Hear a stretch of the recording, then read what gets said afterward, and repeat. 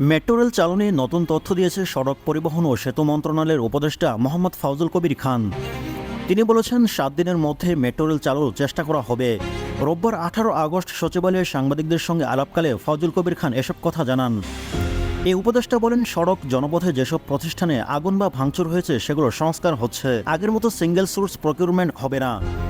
তিনি আরও বলেন, ঢাকার প্রধান সড়কগুলোতে গাড়ি থামার জায়গা নেই, সেগুলো দেখতে বলছে।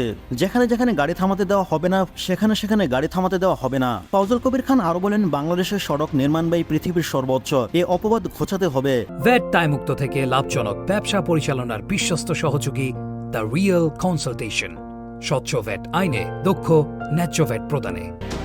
একই ঠিকাদার সব কাজ করবে সেটি হবে না, যারা ভালো কাজ করবে তাদেরকে কাজ দেওয়া হবে। উল্লেখ্য, ছাত্র জনতার আন্দোলন চলাকালে কয়েকটি স্টেশন ক্ষয়ক্ষতি হয়, এরই মধ্যে থেকে মেট্রো রেল চলাচল বন্ধ রয়েছে।